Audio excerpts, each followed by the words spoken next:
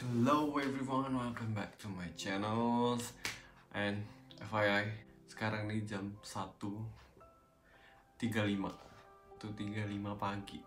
Dan tiba-tiba gue kebangun dan gue pengen bikin vlog karena ada ide. Tada! Oke, di video ini gue akan belak-belakan mengenai gaji, how much I make, and then gimana pengalaman gue mendapatkan gaji yang dari selevel UMR sampai sekarang yang yang gue dapat. So anyway, ngomongin tentang gaji itu sangat sensitif ya, but gue akan membuka hal yang tabu menjadi layak untuk dibicarakan. Kayak acara gosip. Nah, anyway, sebenarnya ini udah lama sih gue baca thread dari yang lulusan UI itu ya, yang dia nolak ketika dia ditawarin gaji 8 juta untuk fresh graduate. Sebenarnya nggak salah juga sih kalau dia, misal dia expect gajinya lebih dari 8 juta, tapi dia harus ada strong reason kenapa dia mengharapkan gaji tersebut. Ketika dia expect gaji 8 juta, dia harus melakukan pekerjaan yang senilai itu. As I said before, pertama kali gue kan ditawarin tuh kerjaan di LinkedIn di suatu e-commerce warna merah. Kemudian gue ditawarin gaji yang masih di bawah double digit, masih single digit lah, dan di atas UMR pasti. Pertama kali itu yang gue inget itu almost 2 kali UMR lah, almost 2 kali UMR ya. Gue nggak bisa sebutin exact numbernya, dan gue nggak protes karena that's my first salary and I don't really feel like the fact that I get salary itu udah bersyukur banget, karena sebelumnya gue masih berharap sama uang jajan dari orang tua. And anyway, ketika gue dapat gaji pertama, gue ingat banget tuh, gue dapat gaji pertama, terus yang gue lakukan adalah having fun. Ke mall, gue beli sepatu. Nah, gue beli sepatu, ingat banget sepatu yang pertama gue beli adalah sepatu Reebok yang harganya 500 atau 600 di Sport Station. And then gue gue kirim ke keluarga gue, ada sebagian gue kirim ke keluarga gue karena this is the first time I send money to my family. Saya biasanya kan orang tua yang ngirim ke gue, dan ini kebalik, malah gue yang ngirimin uang gaji pertama. Terus kemudian gue makan di Sushi Tei. Ingat banget gue makan di Sushi Tei. Dulu pas kuliah itu gue mikir 3 kali atau 4 kali untuk ke Sushi Tei. Tapi ketika gue dapat gaji sendiri, gue makan ke Sushi Tei. Tuna salad sushi mentai, putih aplenty, and then volcano roll. Volcano roll. That's my favorite menu di Sushi Tei, and I bought it untuk menikmati uang pertama gue, uang yang dari hasil kerja keras gue. So udah gaji pertama, kayak lo berasa aduh kaya banget nih gue, padahal lo cuma dapat berapa juta doang, tapi kayak you feel like I'm a accomplished person gitu loh. Kemudian karena gue dapet tawaran dari tempat lain pekerjaan, jadi gue kayak ada salah satu perusahaan telekomunikasi yang warna merah, ini nih warna merah nih. Terus gue ditawarin gaji yang almost 2 digit waktu itu. Terus gue compare lah sama benefit yang gue dapet di perusahaan sama-sama merah e-commerce sama merah telco.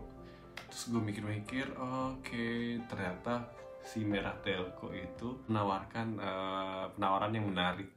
Akhirnya gue mikir dan gue tanya orang tua, akhirnya dia bilang ya nggak apa-apa, kenapa nggak pindah ke sana aja. Nah, akhirnya dengan dapat restu orang tua, gue pindah tuh.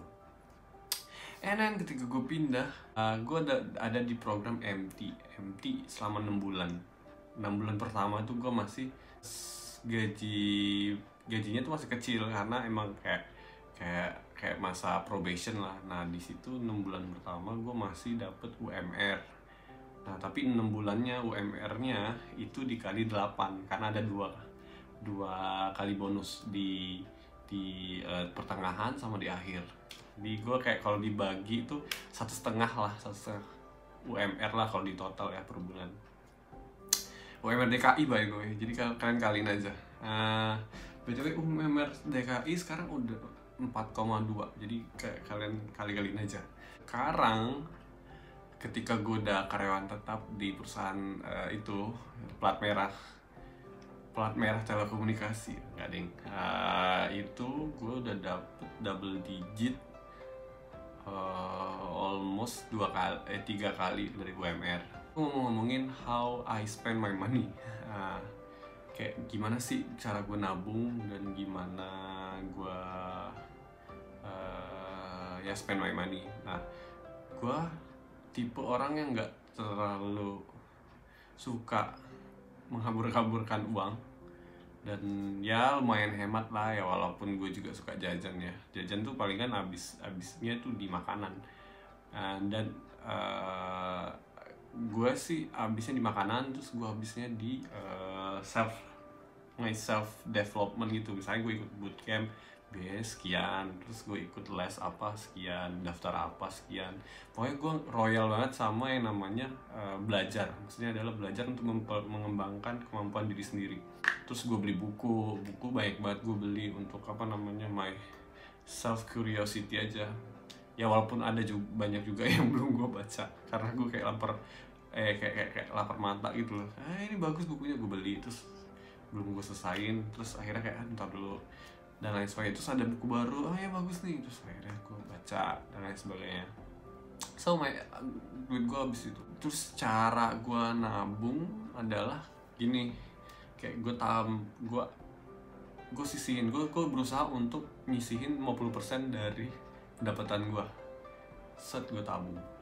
Gue bikin separate akun tabungan sama akun operasional lah. Akun tabungan ini gue nggak ada namanya mobile banking. Jadi ketika gue masukin uang gue ke sana, gue tuh nggak ada namanya belanja online di akun itu, karena gue emang nggak ada mobile banking. Jadi kalau misalnya pun gue mau ngambil uang, gue harus ke ATM dulu. Nggak bisa kayak gue transfer OVO, transfer GoPay dan lain sebagainya. It's my way untuk distract gue untuk nggak ambil uang di sana. Sisanya misalnya 50% itu gue bagi-bagi lagi. Ada yang gue kasih adik gue, ya of course lah, karena gue kakak yang baik. Gue kasih adik gue per bulan gue kasih. Terus ada gue bayar gym. Nah bayar gym nih ya emang ya karena kebutuhan gue sih, gue suka soalnya. Jadi dan itu juga investasi masa depan, maksudnya adalah investasi di kesehatan gue, jadi gue lebih sehat dan nggak penyakitan. And then sama biaya transportasi, biaya makan dan lain sebagainya lah. Jadi kayak kalau di total sebenarnya masih ada sisa sih dari 50% yang buat gue spending, itu masih ada sisa. Dan kalau misalnya ada sisa, paling gue taruh ke akun tabungan. Itu adalah cerita-cerita gimana gue dapet gaji yang dari pernah sebatas UMR, 2 kali UMR, yang almost 3 kali UMR sekarang. Itu step-stepnya kayak gitu. Kita harus menikmati journey-nya, jangan berpatokan sama gaji, lebih ke berpatokan sama apakah lo deserve that number gitu loh. Jika lo ngerasa bahwa kemampuan lo tuh nggak sesuai dengan ekspektasi gaji lo, ya lo jangan expect yang tinggi-tinggi. Tapi ketika lo yakin sama kemampuan lo dan lo yakin lo deserve gaji itu, ya udah you chase that salary. So yeah, that's it from me and see ya.